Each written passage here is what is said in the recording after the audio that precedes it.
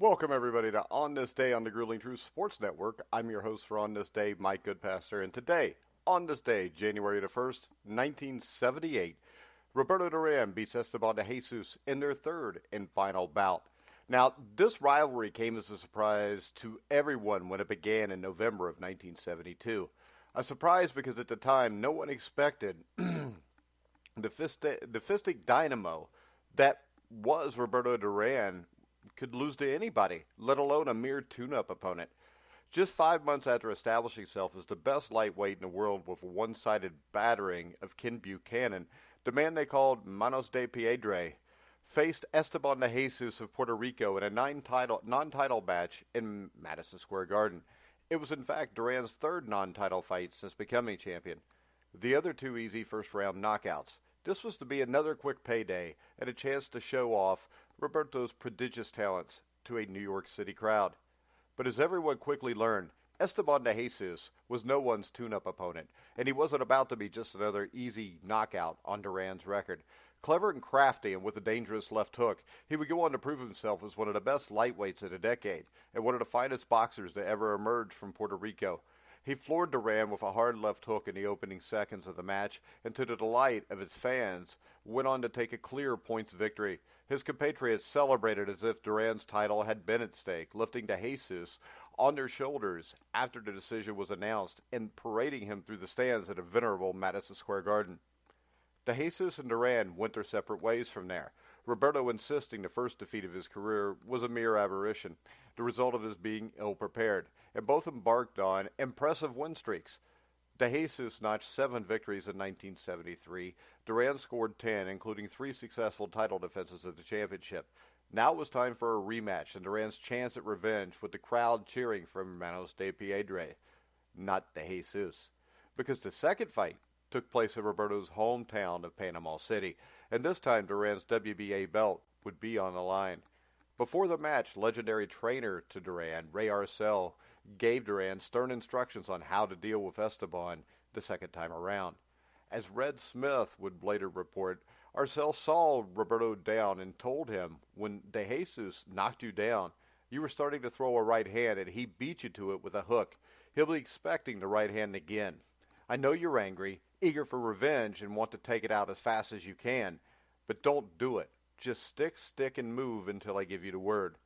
Duran, of course, being Duran, ignored Arcel's advice in the opening round and paid for it dearly by being floored again, courtesy of it DeJesus left hook.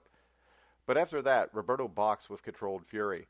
Vicious exchanges in round 3 saw Duran land devastating body punches, which DeJesus later admitted hurt him badly and paralyzed his legs. The turning point came in round 7, when a 5-punch combination that ended with a hard right hand put Esteban on the floor. After that, DeJesus could be seen arguing in his corner, telling his cornermen he could not continue. Urged on by his handlers, he kept answering the bell before he was finally counted out in round 11. Afterwards, DeJesus blamed both the climate and poor conditioning for the defeat. I was weak, he told the press. The heat sapped my strength.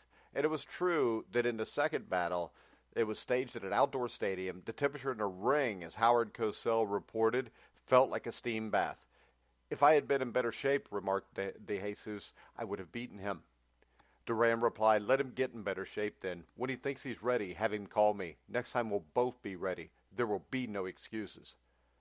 Next time took place after DeJesus had won the WBC version of the lightweight crown in May of 1976.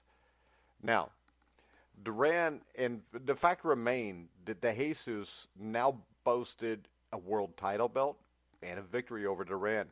The stage was set for the rubber match, this time on the neutral ground of Las Vegas.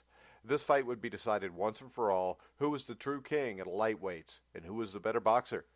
By this time, the genuine acrimony between the two Latin American legends had reached a boiling point. Preventing them from exchanging blows during press conferences became a major concern for promoter Don King. At the weigh-in, the two fighters exchanged insults before DeJesus actually struck Duran with a right hand, sparking mayhem. Luckily for all, the boxers were separated and no one was seriously hurt. The pre-fight tension was evident in the minutes before the opening bell. A casual observer at ringside would be forgiven for thinking the psychological advantage was with the Puerto Rican. As DeJesus had his gloves laced on, he looked confident and relaxed, smiling and nodding at different people at ringside. In contrast, Duran appeared tense and nervous, his dark eyes darting about and his legs visibly twitching and trembling. But in fact, Duran was not nervous, only anxious for the fight to begin. The bell rang, and this time there was no knockdown in the opening round. Roberto had learned his lesson, and he applied constant but careful pressure on his nemesis while using a stiff left jab to control the fight. Aggressive yet patient, Duran seized the initiative, catching DeJesus again and again with the left lead and bloodying the Puerto Rican's nose before the end of the round. It was the same in rounds 2 and 3, Duran stalking and sticking and in complete control. DeJesus began to show signs of frustration. He could not simply escape Duran's pressure, yet he had few chances to counterpunch. By round 6, all the drama for this long-awaited unification match had vanished. Duran was simply too strong and too powerful and boxing with a level of skill he had never shown before. He masterfully controlled the ring and repeatedly put himself in position to unload his heavy artillery to the Puerto Rican's midsection, landing a series of brutal body punches. DeJesus tried to turn the tide in round 7, getting on his toes, firing sharp jabs, but Duran calmly picked off most of them with his gloves before driving home more hooks and crosses to Esteban's belly and ribs. It was more of the same in the next 3 rounds, and if DeJesus had any hopes of somehow reversing the momentum, they vanished in round 10 when he landed his best punch of the fight, a powerful left hook to Duran's jaw, and the Panamanian didn't even flinch. Roberto was now simply walking his man down and battering him on the ropes. Round 11 was all Duran, and at its end, DeJesus looked like a beaten man. His handlers, knowing he was now helplessly behind on points, urged him to go for the knockout, and in round 12 he saw an opening, and he moved in to fire one of his powerful left hooks. But this time it was Duran who beat DeJesus to the punch. He drove home a vicious right that floored DeJesus and marked the end of the contest. Showing tremendous courage, though, Esteban pulled himself to his feet, but he was clearly finished. He stood near the ropes like a condemned man waiting to be put out of his misery as the referee waved Roberto back in. A two-fisted battering followed, the punches slowly driving DeJesus down into a crouch, his weight supported by the ropes. The referee was about to signal a second knockdown when DeJesus' corner charged through the ropes. The fight was over. Duran was the undisputed lightweight king, and a bitter rivalry between two of the decade's finest fighters was finally decided once and for all. Of course, I believe that was Duran's last title fight at lightweight.